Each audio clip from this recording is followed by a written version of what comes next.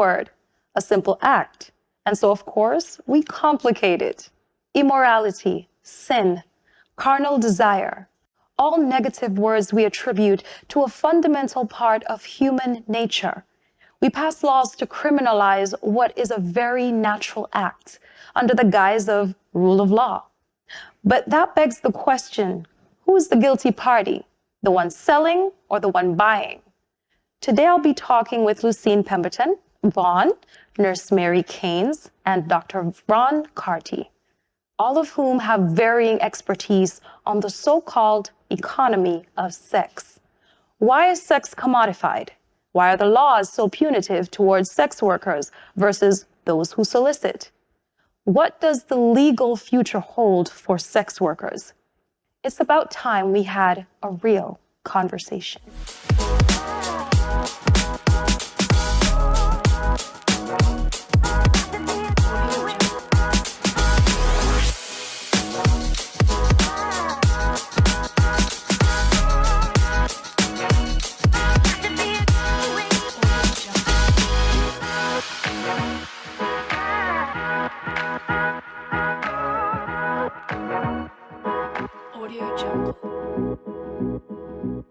So today we have with us on the couch Lucine Pemberton-Vaughn, Nurse Mary Clark, and Dr. Ron Carty, aka Puss for Lucille. How are you doing today? I'm great.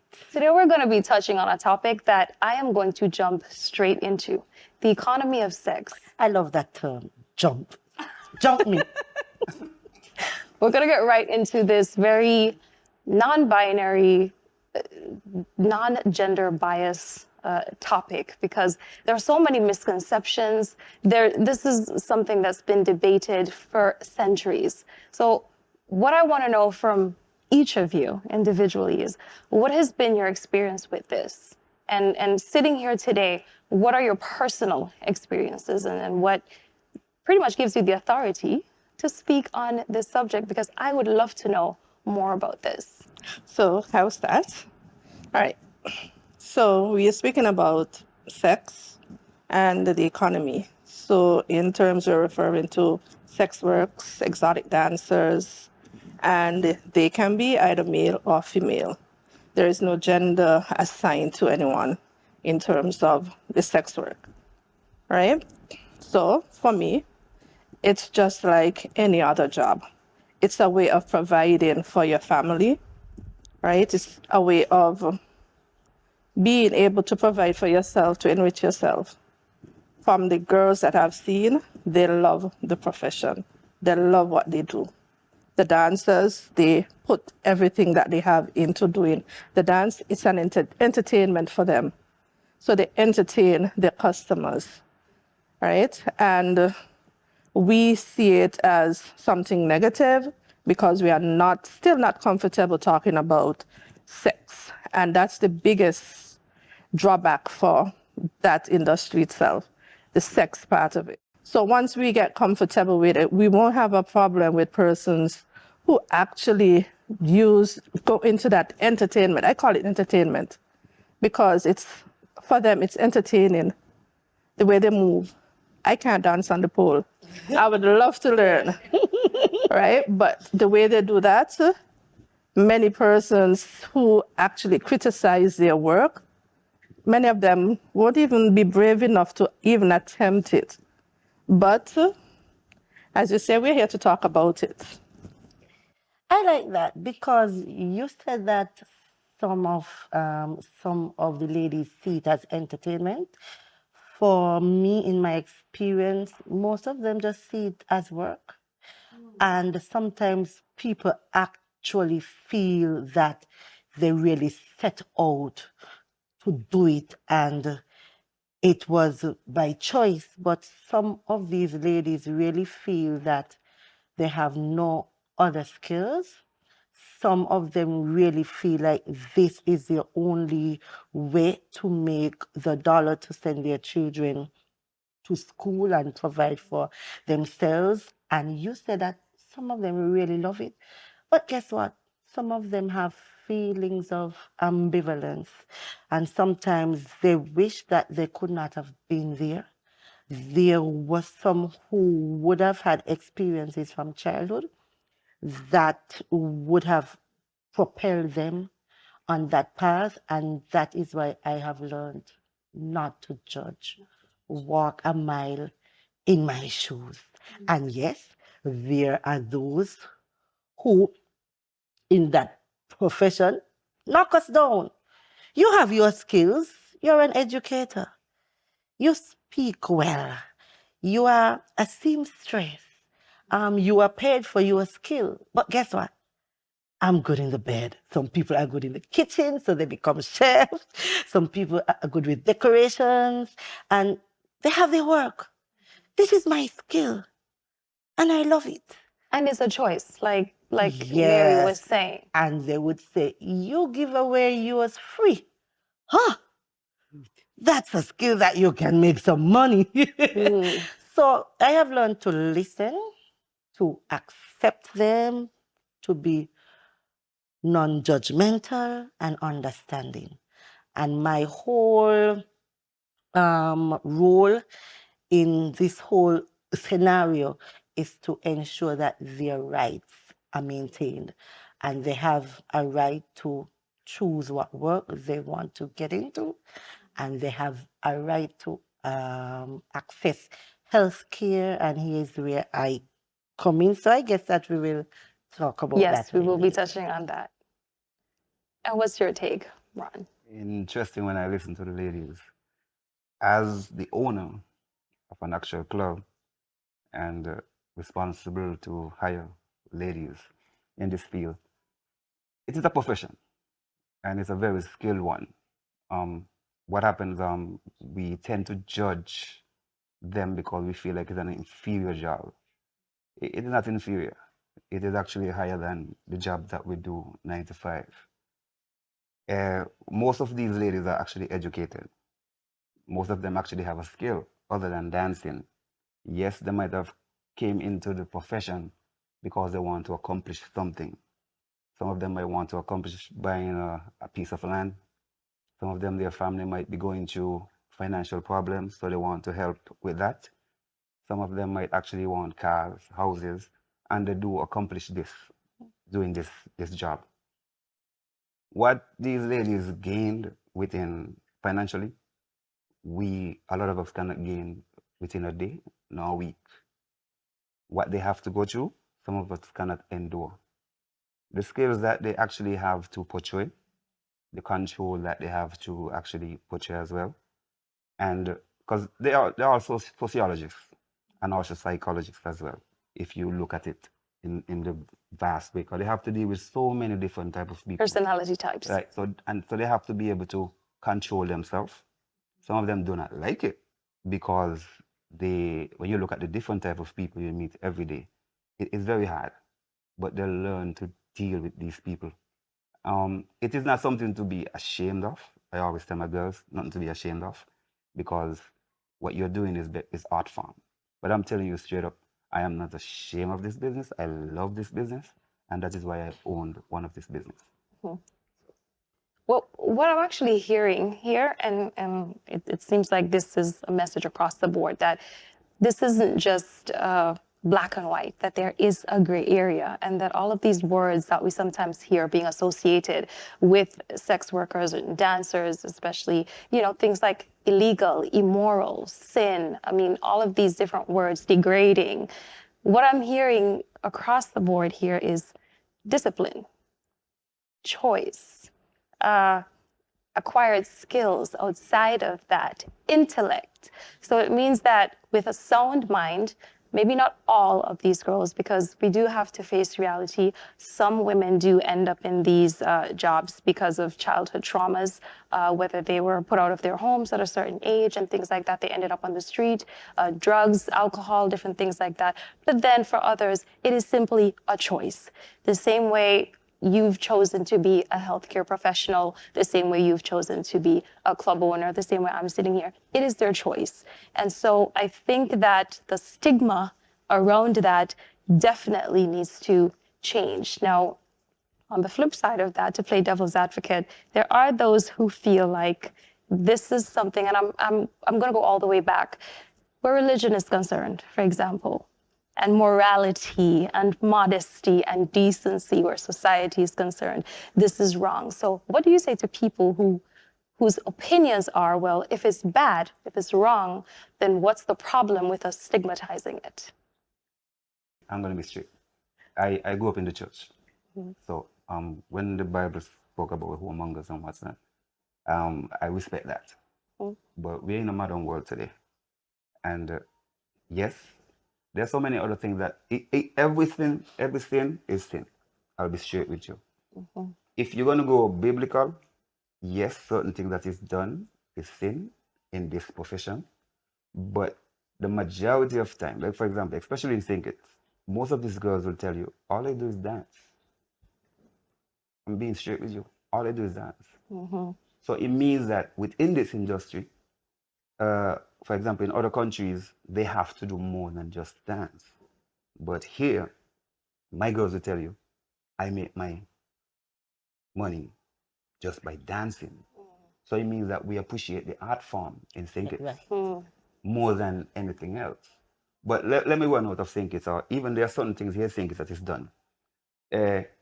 When you go out of stkitts, you'll find that there are some entertainers that go further than just dancing. It means that they will sell their body. We could be open here, right? Yes, of course. They will sell their body. And some people will judge them for that. I wouldn't. Why wouldn't? Because at least they put value to themselves. Instead of just being used, abused, and just being remembered for that, why not be appreciated in a certain way for it? Because what? When you finish doing what you do for free, for fun, that doesn't help you anywhere in life, because that person could just disappear. They're not there anymore. And they were just there for fun either way. So you would only be remembered as a number. When you get compensated for that, I bet you he won't put you as a number. That's a very interesting way to look at it. So we're going to dive into that more when we come back.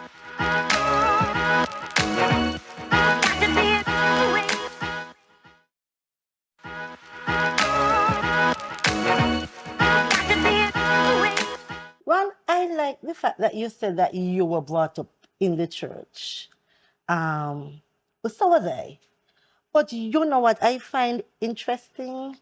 We usually say that we are a religious society, and we like to pull out certain things from the Bible when we want to use them as clubs. And we forget that fornication is a sin. If we were to go around and ask persons, how many of you actually waited until you got married to have your first sexual experience? Then you will see most of us as sinners. So fornication, we have adultery. We have so many variations, and yet we pick out what we need for this segment of society to hold it over their heads to say that they are immoral. It is the same Bible that says, don't judge. So it's like, so we use the Bible when it's expedient for us. Right. Do you think that for some people that's a sense of self-deflection and deflecting their insecurities off onto others? Yes, and the fact that all of us are sinners. Very good. And I think that sometimes when we get down so hard on other persons for what they are doing, it's because we ourselves have had some problem with our own lives, especially in the very same area. I don't want people to get away and thinking that, okay, sex workers, that they are a certain type of people. Like when you see them on the street, some people have butterscotch skin and they are dressed a certain way, and they go to clubs and or they go to certain places and we label them. So we have full-timers and we have people who actually do it part-time. So we have bank, persons who work in the bank. We have teachers. Lawyers, We have lawyers. We have doctors. doctors. We have males. We have females. And so we really can't go around trying to point a finger, because then your whole hand's going to get Messy. yes, and then it becomes a sticky situation. And in my line, in my work, I am a health educator and I am a counselor, and I believe that we all have our roles. So the church has its role.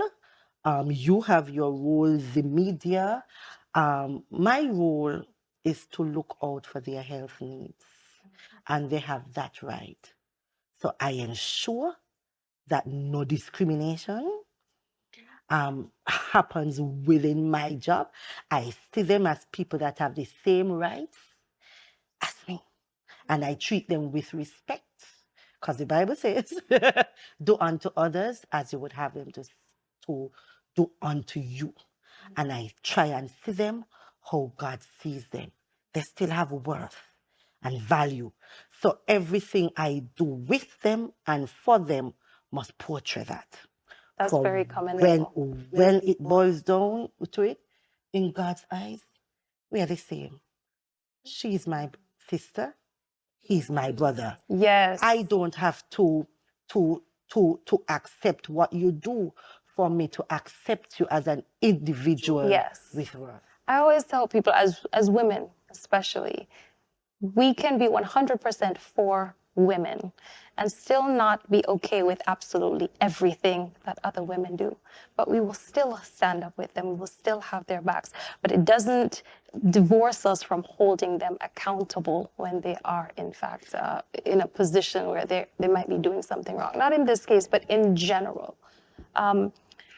Mary, when Lucine mentioned the different variations of women and career women who are participants in this, do you think that in some way an argument can be made that at one point or another we've all been guilty of some level of transaction when it comes to our relationship with sex and relationships? Yes. Because they are openly doing what they do, as the entertainers, you are seeing it out there. But many of us, we do partake in the same transactional sex, but behind closed doors. It's not something that you would know. Lucine won't know it. Ron may not know it. But I might have said, well, okay, yes, I will for this, whatever material gain I may need at that time, and it's done. But it is behind closed door. But because I wear, say, a uniform, you won't see me as one of the persons who have done it, but it has been done. All right? Go ahead, Lucine. Interesting, because she said that some people do it behind closed doors, but sometimes we do it and don't even realize that we're doing it. For example, I have this friend of mine who says, when I want a fresh up and I want jewelry, I give my husband an extra piece.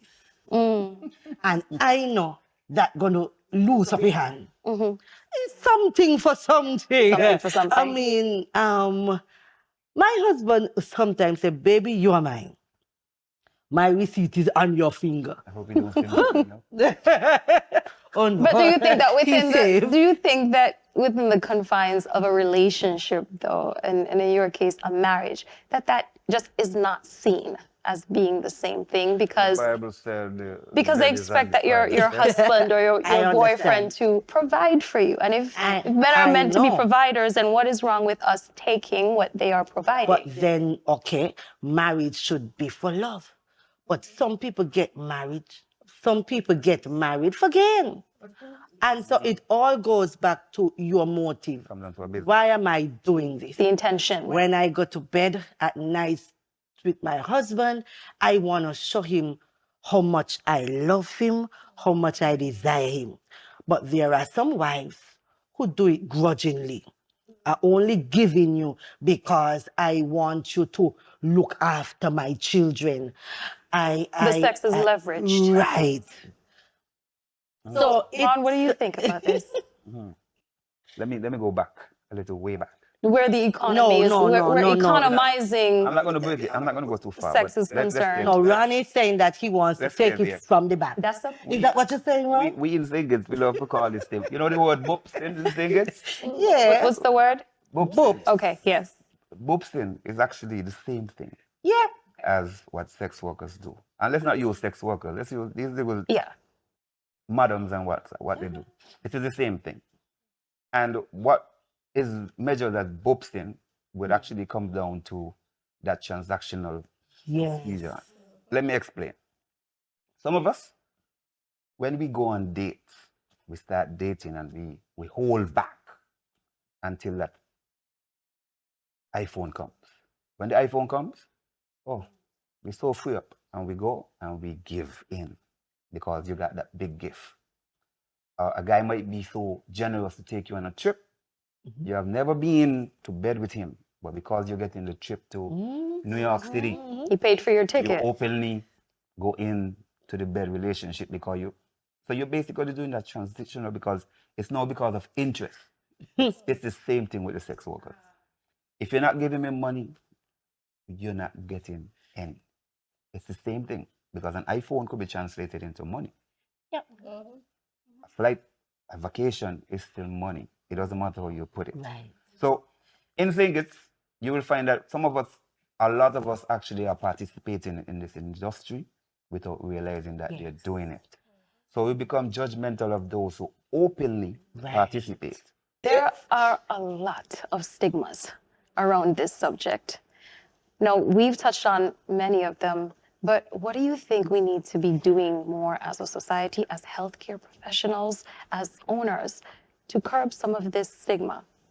And is there anything that we actually can do? Is it possible to not change the minds of society, but to get society to understand that there's always another side to things, another reason for people's decisions. And just because someone's choices are different from ours doesn't necessarily give us the right to judge the way that they do things, because we're all being taught differently in different cultures, by different people, for different reasons. Some girls are educated. Some girls don't even have access to education. They're not even allowed to be educated. So then when they end up deciding that this is what they're going to do to survive, they're going to move to a different country where they feel more liberated.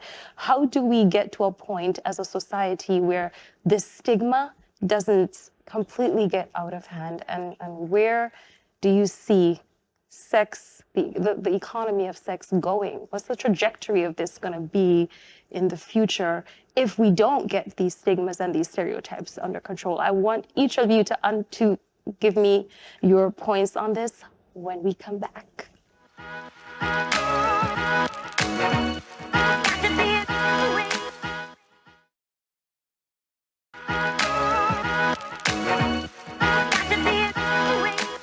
One of the stigma associated with sex work is that people have the general idea that these are the young girls who contribute to the spread of sexually transmitted infections. And men, because men Yes, are also but- sex Yeah, professionals but they as well. usually see the young lady, because you know that men tend to always get away scot-free.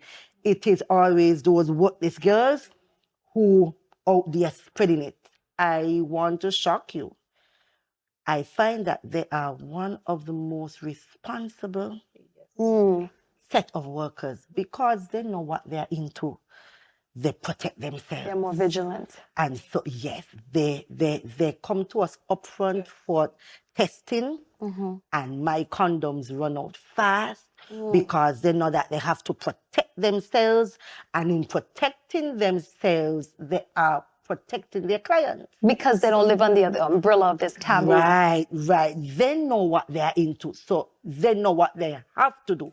Now, a lot of us out there, because we figure that we are in safe relationships, and we fully well know that we have somebody on the side, or that my partner might not be faithful, we run around having unprotected sex. So we are more at risk, and we contribute to the spread of HIV on a much greater scale than they do. So I just want to put that out there, that sex is for responsible people, and if there is a group that I can put my neck on the block for, are these sex workers, and I commend them highly. What do you think about where this is let me going? second this Go one. ahead. What you find with workers is that they are strong-minded. Within the community, you will find that these young ladies, or even mature ladies, they are easily convinced to be unprotected. There is no way, and I can vow for them, no way in hell you can get a worker or one of these ladies to go the wrong way. It's protection, Or nothing. or nothing. And they will watch your money and have you leave. No money, they don't care. You have to follow the rule. Protection. All right? And what we find in the society, as Lucy just said, we have so many side things going along. And the side thing is also the main thing. And I said the main thing because the main thing should be the one that you enjoy unprotected sex with. But because the irresponsibility, they're so irresponsible, they're not actually protecting themselves. They're just having fun around the table. So there's something to be taught and learned on Yes, both yeah. sides of the All right, spectrum. that's the difference. Mary, what do you think about what does the future hold for this industry if these stigmas aren't assessed, and if the stereotypes aren't corrected, and if we don't reconcile these negative feelings and these misconceptions that we have about this? A lot of the misconception comes from one, our religious background. Do not judge. We need to take away that judgment from everyone. Because we sit back and we judge people based on their actions and things, but we don't understand why they are doing what they are doing. And we need to stop the judgment. Society, the law, The legal we aspect. need to remove some of the laws that bound these actions. Once it's much more where, yes, I can do this. This is my profession. It's easier to regulate. It's easier for persons, for them to be more free. Takes away some of that stigma from them, right? We need to educate ourselves about what they do. They are very health conscious. They have a skill that they have to learn. Many of us won't take the time out to be working from 10 to say 7 in the morning, dancing, entertaining straight, sleeping, have to sleep all day or even part of the day and still have to go to another job before you go back to dancing. Takes a lot of discipline to do all of that, right? They understand what they need to do to keep themselves healthy. And that's something I admire about them. They know how to protect themselves. And in protecting themselves, they're protecting their clients, right? So we just need to understand what they do, how they do what they do, and why they do what they do. One thing that we can do, I think that it's time for us to start the conversation of decriminalizing this area, this aspect. Exactly what you're doing now. Sex work, yes. Take away the criminal aspect of it, and that is why we have moved. We have started with the change of name. We used to say prostitution, and with that, then we have the connotation of criminality and immorality to sex work, where we now see it as a job. It's work. If we were to really sit back and think about this thing, who is really wrong? The sex worker or the patron? And that's a long-standing I would debate. like The to buyer or submit the seller? I would like to submit that most of us have had sex with sex workers. How I get that say? Our husbands are going there. We may not even know. Our pastors are going there. Their clientele is across the board. Our politicians are going there.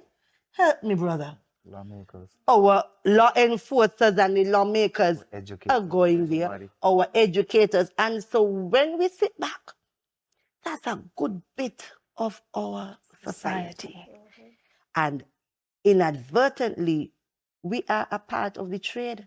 Because if my spouse goes there, when he comes home, I have that intercourse with him, and it is as if I would have had intercourse He comes home more with the experienced. sex work. That's good. He comes home with the experience. Something. Or she comes home with the experience. Well, she always does, but we're talking about him. And he comes home with a smile on his face. As a matter of fact, one of my friends jokingly said that we owe these women a medal because they make our husbands so happy.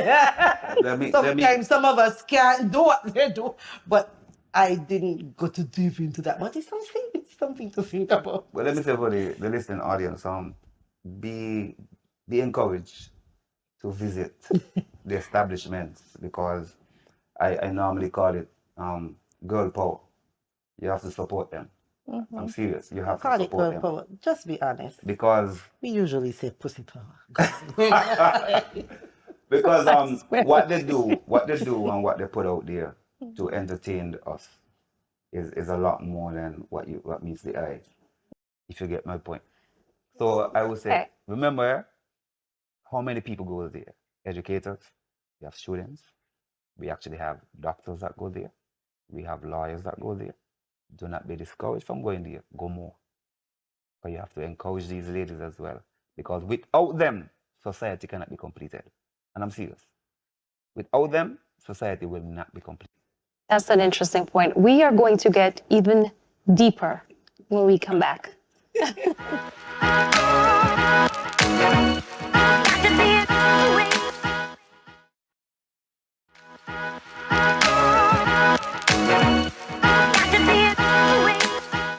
So we're going to get into a deeper layer of this Oh, dear. because we can't run away from certain facts and certain aspects of this that are true to the nature of the job, which are things, for example, like high risk when it comes to danger and things like that. They are more often so than the average person put in situations that are dangerous. A lot of them are mothers, even though there are people who advocate against, and there are people who advocate for what they do. But do we hold them to the same moral standard? Would you want someone in that trade to be the mother of your child, for example? So psychologically speaking, what do you think some of the drawbacks might be from people within this industry? Most individuals within this industry, whether it be male or female, what you will find that they'll have a problem with infidelity. Some of them are actually psychologically they're traumatized. They go through trauma in the sense because there are so many different type of personalities that they meet. There is that window that they could be traumatized throughout this whole ordeal. Some of them, they're not appreciative. They don't want to be in the industry. They're basically, let me use the word, forced into it because of their situation, their reality. And that plays a big, big part in that, the trauma, the psyche of their mind. Some are actually, they're aggressive. They become aggressive because of the industry. Some, you'll find that they take it home. This will affect the way that they treat their kids, some of their kids. So it hardens them. Yeah, it hardens them on a whole. Some of them just cannot be loving because they have to be around so many people, and they just can't show, they become fake. Because you have to, whether you like that individual or not, you have to portray that you like that person, because you're there to entertain and show pleasure. So this undoubtedly would have effects on relationships. Yes, it works, and it actually breaks up relationship. Some of these workers actually do start off having partners, and eventually they have to break away because it just cannot go one on one. Some of them actually are blessed by having partners who are open-minded, who supports them because they gain financially from the whole thing. Some of them might be like me. For example, I am very supportive of young ladies who wants to make it. I actually encourage ladies to not just be there and enjoy being there. Look for your way out.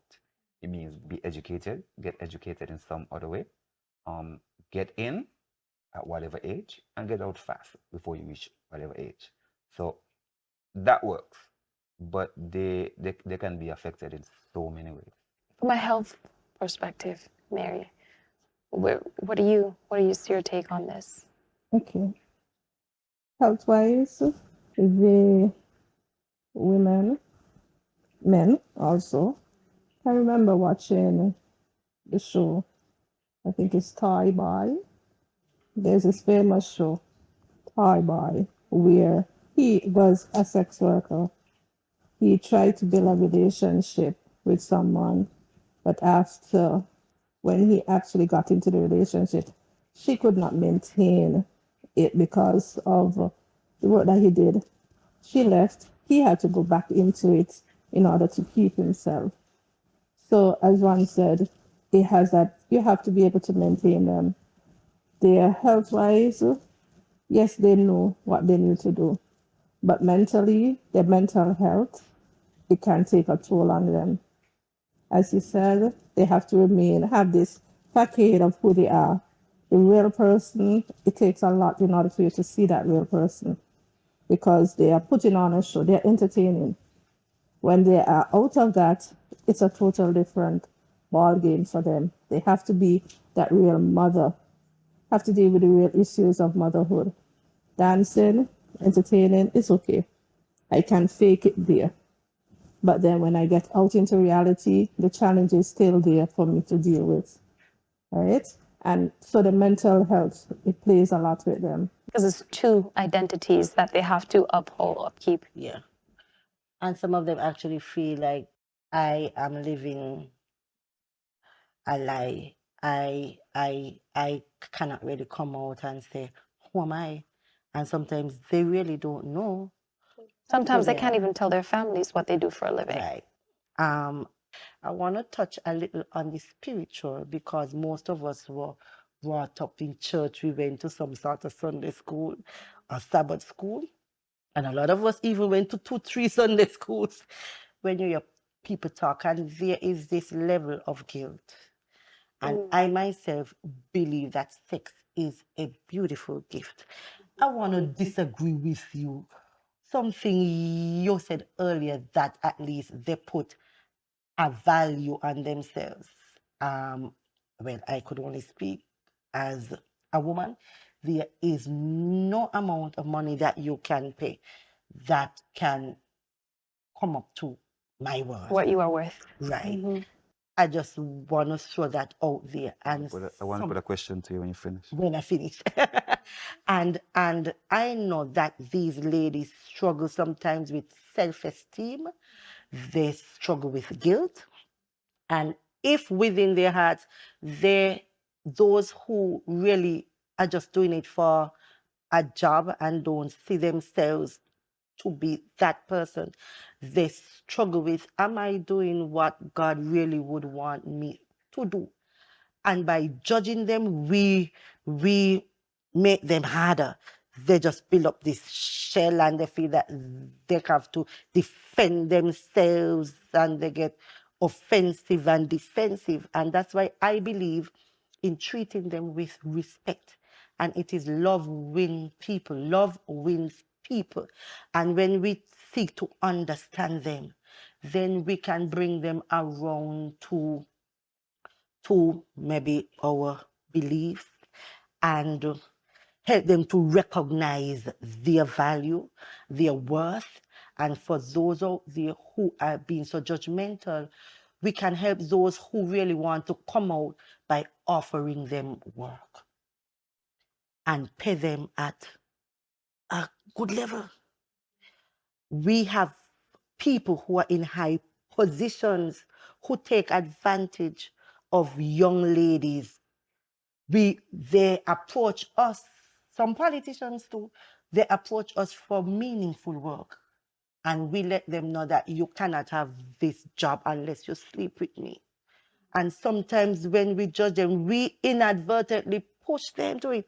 So if I am sleeping with you and you're going to give me this job for $250 a week, then I could sleep with somebody else who I could think get that so maybe much more US. a little bit of that relates to why he said what he said earlier, because there's worth to every single one of us. And I Yes. think the things that make us special are things that are intangible and that you cannot put a price tag on. Right. However, if someone is going to accept a purse for a sexual encounter with you, then that individual has just placed a value on themselves. Right. So it is not general, it's Yeah. how do we choose to navigate this landscape of relationships, love, money, and sex?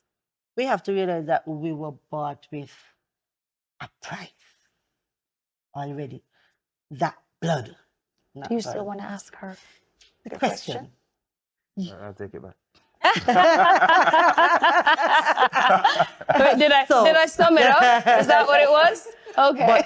But I would just want to wrap up. Well, my view, and said that from my point of view, my job, where I sit, I cannot be judgmental because I would not be able to reach them effectively. Right. I want them to be that person that they can trust, that they can come to, that they know that I'm confidential, that I have their back, that I am going to give them the protection and guidance and the care that they deserve and their rights until they would have been able to navigate themselves out of it, if that is their choice. For when it boils down to the boil down, each of us a choice to make. And Mary, what would be your final words on this? I would say the same as Lucine. I'll echo the same thing Lucine has said. One, it is their choice. It is not for us to be judgmental about them. In order for us to help them to provide the services and the care that they need, we have to understand who they are as individuals and accept them as individuals and not just the work that they do. Right? Our job is to help them to ensure their health safety. Right? And in order to do that, we can't be discriminating them and still want to help them. We have to get to know who they are.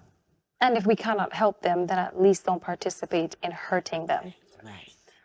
And follow the good book. Treat them with empathy, understanding, respect, because they're God's children as well. Perfectly said. Thank you so much. This has been so much fun having the three of you on my couch today. Thank you for coming. This has been enlightening, informative, and I really appreciate what all of you are doing. Thank you so much for coming. Thanks for joining us. There is a lot to unpack regarding the economy of sex. Believe me, we'll be talking about this for a long time. And we want to hear what you have to say about it. So hop on over to our social media here, and here. And let's chop this up. Please keep it respectful, because when you know better, you can do better. Until next time.